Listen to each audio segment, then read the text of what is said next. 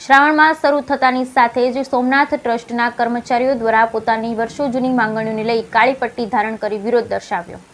શ્રાવણ શરૂ થવા સાથે સોમનાથ મહાદેવ મંદિર જે દેશ અને દુનિયાના લોકોની આસ્થા સાથે પહોંચે, પરંતુ સોમનાથ ટ્રસ્ટમાં કામ કરતા કર્મચારી વર્ષોથી પોતાની માંગણી લઈ પીડાઈ રહ્યા છે। સોમનાથ ટ્રસ્ટના કર્મચારી દ્વારા આજે કાળી પટ્ટી ધારણ કરી વિરોધ પ્રદર્શન કરવામાં આવ્યું। કર્મચારી મંડળનું કહેવું છે કે 2017 થી 2023 વચ્ચે સેટલમેન્ટ થયું। ટ્રસ્ટના સેક્રેટરી દ્વારા તેમનો પગાર વધારાની માંગ સંતોષાય તેવી ખાતરી આપી, જોકે હવે હાલ સેક્રેટરી દ્વારા પલટો માર્યા હોવાના આરોપ લગાવાયા છે અને કર્મચારી મંડળ દ્વારા કાળી પટ્ટી બાંધી વિરોધ નોંધાવ્યો હતો। સોમનાથ ટ્રસ્ટમાં કામ કરતા કર્મચારીનું કહેવું છે કે ટ્રસ્ટના હાલ સેક્રેટરી યોગેન્દ્ર દેસાઈ કર્મચારીઓની પીડા સમજતા નથી। એટલું જ નહીં, કર્મચારી મંડળ દ્વારા કરવામાં આવેલ રજૂઆત પણ સાંભળતા નથી। જોકે સોમનાથ મંદિરના કર્મચારી કાળી પટ્ટી બાંધી વિરોધ પ્રદર્શન કરતા સોમનાથ ધારાસભ્ય વિમલ ચુડાસમા અને હીરા જોટવા પર દબડદોડ દોડી આવ્યા હતા અને બંને નેતાઓ દ્વારા આડકતરી રીતે ટ્રસ્ટીઓ પર નિશાન તાક્યું હતું।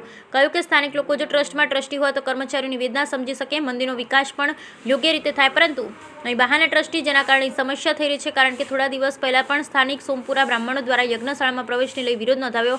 હવે ટ્રસ્ટના કર્મચારી દ્વારા પોતાની માંગણીઓ લઈ વિરોધ કરવામાં આવી રહ્યો છે। Bureau report Mahendra Tange, Somnath. આજે છેલ્લા 15 માસથી અમે આ સમસ્યાથી ઘેરાયેલા છે।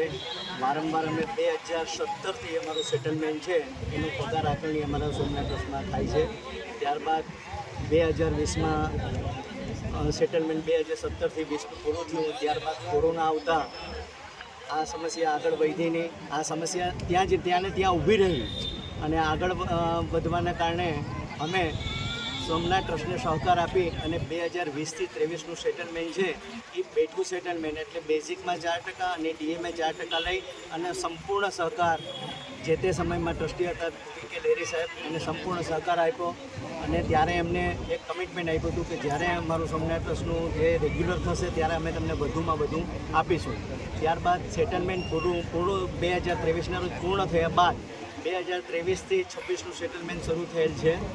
ત્યારથી આજ સુધી 15 मास आप लोगों ने देखा होगा कि सोमनाथ ट्रस्ट के जो कर्मचारी है एकजुट होकर यहाँ पे एकत्रित हुए थे।